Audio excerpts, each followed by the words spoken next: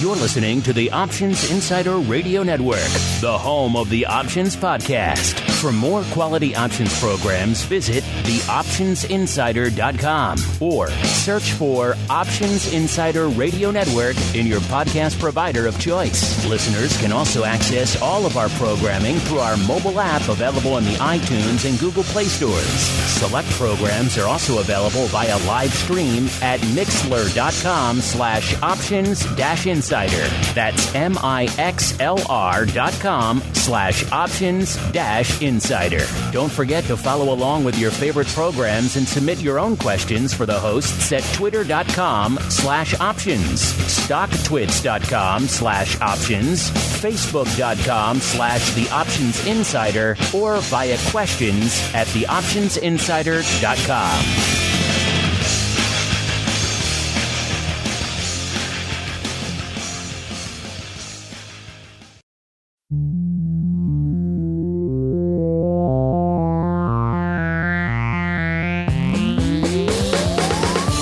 Join us now for the expert source for inside information on the options markets.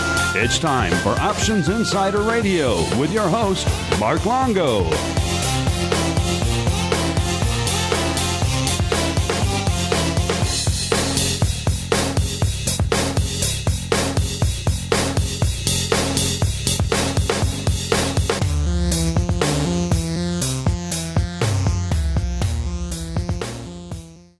Welcome back to Options Insider Radio, the interview program here on the old network where we welcome on guests from throughout the world of options and derivatives and proceed to pick their brains for the benefit of you, the listener. My name is Mark Longo. If I'm coming at you from a little bit different place, I'm coming at you from not from our studio in Chicago, but from scenic and usually scenic and sunny, not so much today, Miami, Florida here for the Options Industry Conference 2019. We have a great slate of guests lined up for you. Hopefully you guys are enjoying all the content that's been hitting the network all week, and we'll continue probably into next week as well. There's so many great guests lined up, including our next guest. He's a newcomer to the program and indeed to the network. He is Ryan Bellinger-Sala. He is the co-CEO at Gatsby. Ryan, welcome to the program. Yeah, thanks for having me. And Ryan, as we are wont to do with all of our first-timers here on the network, why don't you go ahead and give our audience a little bit of an overview of your background in the options and derivative space, as well as an overview of what the heck is Gatsby? Sure. So I actually don't come from trading or derivatives at all. I come out of investment banking. So I spent the first 5 years... I'm sorry, this interview is over. Yeah, I know. I'm as ashamed as you are. I spent the first 5 years of my career in the sort of online side of investment banking, equity crowdfunding kind of world. That industry sort of petered out as an industry as a whole sometime around 2016. And I ended up being in the same room with my co-founder at the same time.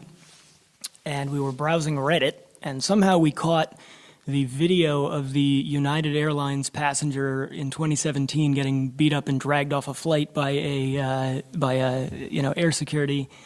And both of us looked at each other and said, any 2-year-old could tell you what's going to happen to United Airlines stock, but neither of us, both crypto traders, both equity traders, neither of us could tell you how to short a company.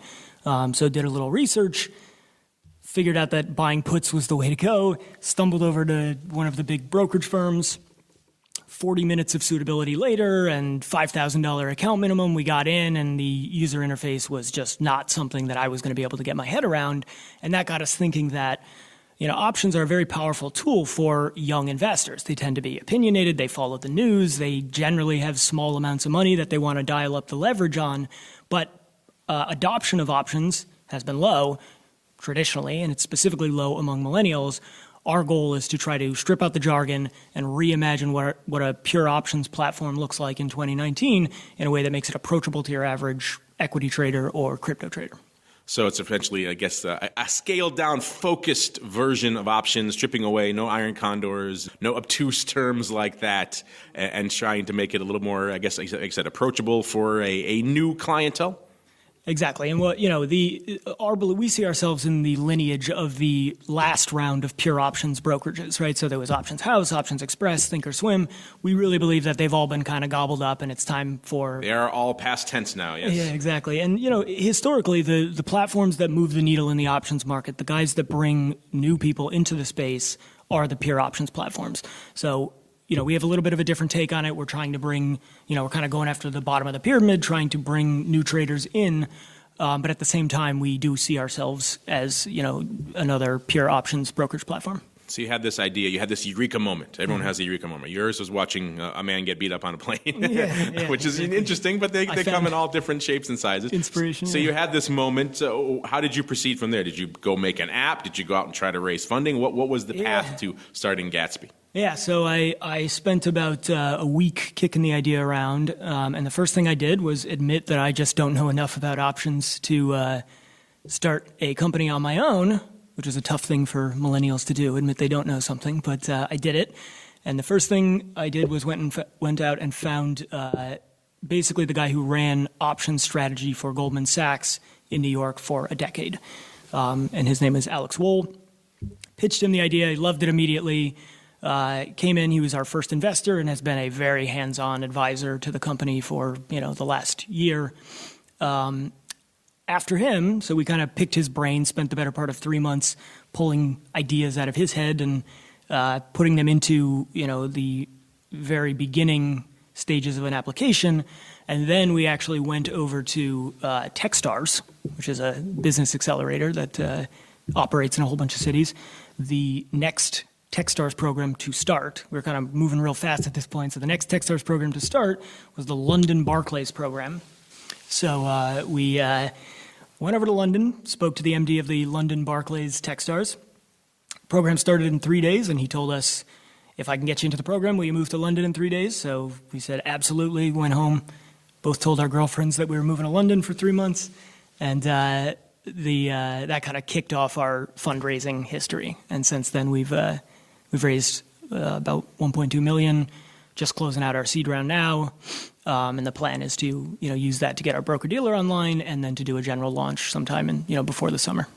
We've seen approaches like this in the past. I think most recently, Trading Block tried it. Because you're right, the terminology is obtuse. It's not exactly approachable for a new class of investor. So instead of saying, hey, do you want to buy a call, just say, hey, are you bullish? Is that kind of the approach you're taking with, what is your outlook on underlying X? And then here are some suggested ways to do it. Is that how you're going about it? Yeah, so we are broker-dealer, so we're not allowed to give too much advice. But what we want to kind of demonstrate to people is that options at their core, at least long options, are relatively simple. They seem, daunting. They're very difficult to feel comfortable with. But at their core, there's really only 4 decisions that you have to make. So we've really boiled the process down to pick a company, puts or calls. The platform is long options only, so you're buying puts, buying calls. Pick an expiration date, and pick a strike price. And once you get through those 4 steps, the last screen before you execute your order is a table of possible outcomes. And those possible outcomes they use historical data to say, here's where you lose all your money, here's where you break even, here is where you make a little bit of money based on historical data, this happens some of the time, and then here's where you make a lot of money, the things that happen rarely but do happen. And that's kind of where we see people's eyes light up and say, oh, this was a simple enough process, and our goal really is to make the process of getting in, registering, opening an account, funding, and trading happen in less than 2 minutes.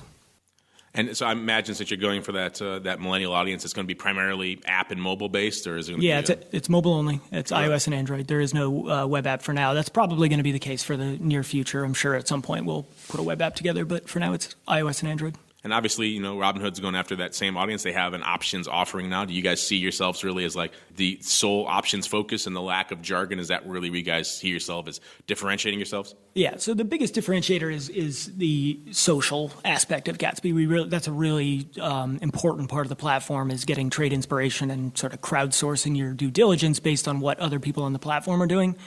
Robinhood, I love Robinhood. I'm a Robinhood user from day one. Robinhood is onto bigger and better things. Robinhood is, they're looking to become a bank. They're growing their platform. They really don't need more millennial customers. They need bigger customers and bigger accounts. So you've seen in their options product, it really is a professional options product. It's got the whole chain in there. It's got the Greeks in there. It's limit orders only. It is really trying to bring customers over from other brokerage platforms. We are, sort of in the mode that Robinhood was in back in 2014 when they were in account acquisition mode. And obviously, one of the ways Robinhood got the ball rolling was with their zero commission structure. Are you guys looking for something similar, or how do you guys? Same thing. No really? commissions. No Yep. commissions. So obviously, the other side of that is then how do you make the money? There's kind of a couple of ways to make money in the business, right? You charge the client, Sure. or you sell the order flow, right? Yeah. So is it going to be a payment for order flow type deal? It is. Yep. I mean, our plan is to meet the execution of every other brokerage, do the same level of price improvement that everybody else is doing. I really fundamentally don't believe that. I myself am not against the concept of payment for order flow. Most of my orders when I trade are small. I really don't want to pay the commission. And without calling anybody out, many of the big brokerage firms are actually double dipping. They're charging the commission and they're selling the order flow. I believe that payment for order flow is a fundamentally better way to price trading in a world where there's a lot of small trades and there's no commission. With that said, I do believe that there was a misstep in the zero commission world where people were trying to hide the payment for order flow. Everybody knew it was going on, and by and large, I think people are okay with it. We aren't going to hide it. We're going to be very open about our 606 reporting and where we send orders and what our price improvement metrics are. But at the end of the day, that's how we plan to make money. Yeah, Robinhood definitely did not do themselves any favors by coming out and being very against that practice while they were still doing it at the same time. So at least if there's some transparency to what you're doing, because you're right, every other major broker here has been selling their flow for a decade or so, or if not longer. So it's not exactly a hidden practice, but you're right, it is sometimes it's a controversial, to say the least. I know I heard a rumor that you were on a panel with Mr. Amberson this morning talking about entrepreneurship in the option space. How did that go? It was good. I think I was a little underdressed, but the only person not wearing a suit. But for an 8 a.m. panel, it was a lot of fun. So we kind of talked about what are the challenges of starting a firm in the option space. And for me, it really focused on what are the challenges of starting a brokerage firm from scratch and doing your best to kind of keep costs down. I have found, I come from private placement, so I know about regulation. I know about FINRA. I actually don't find FINRA to be the primary hindrance when you're trying to start a company at this level. I do think there's a lot of work that can be done in sort of aggregating the tech side of the back end of what people do. There is a lot of fragmentation in all the various back end services that one needs to do to operate as a compliant brokerage firm. And I think over the next number of years, you'll see a lot of consolidation and then modernizing of those services.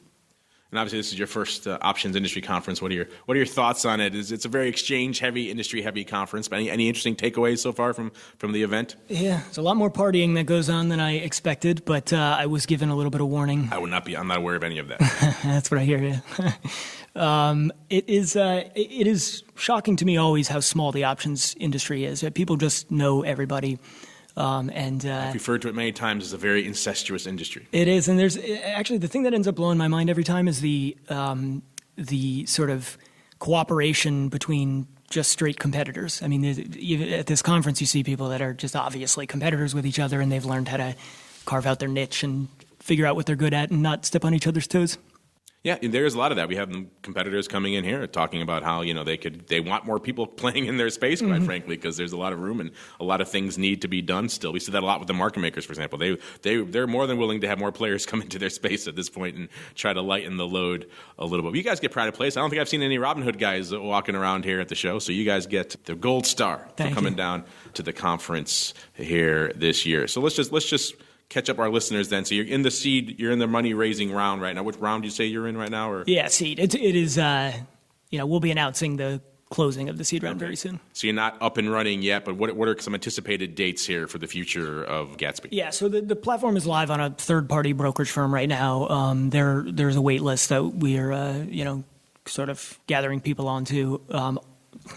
If all goes according to plan, and it's bureaucracy, so it can take longer than you hope. The plan is to have our broker-dealer online and be able to do a general launch before the summer. That's our kind of ultimate goal.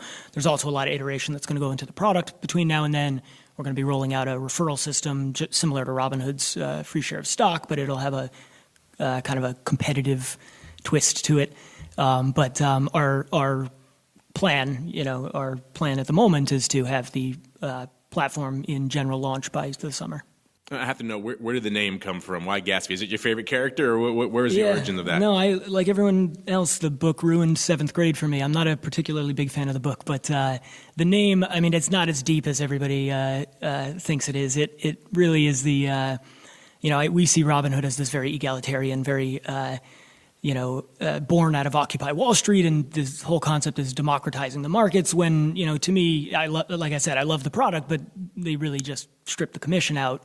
Gatsby is meant to be a more unapologetic brand in a very 2019 way. If you've ever read the book, Gatsby was something of a new money guy, and so we're trying to say, make your money, be a little greedy, don't be ashamed of it. It's an aspirational bit of branding. Exactly. Be like Gatsby, just don't, maybe not his end. But, no, hopefully not. But as I said, it's not nearly as much thought went into it as I'm making it seem right now. Spoilers for a book that is many, many decades old. Yeah. Well, Ryan, it was great to have you come on and get a little bit of insight into Gatsby. We'll look forward to this in the coming months and see how all this unfolds in the marketplace. Yeah, thanks so much for having me.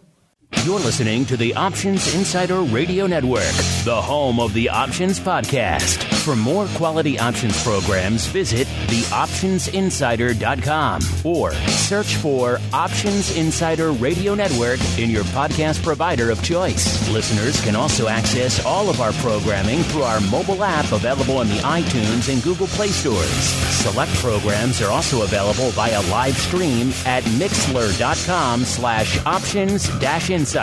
That's mixlr.com/options-insider. Don't forget to follow along with your favorite programs and submit your own questions for the hosts at twitter.com/options, stocktwits.com/options, facebook.com/theoptionsinsider, or via questions@theoptionsinsider.com.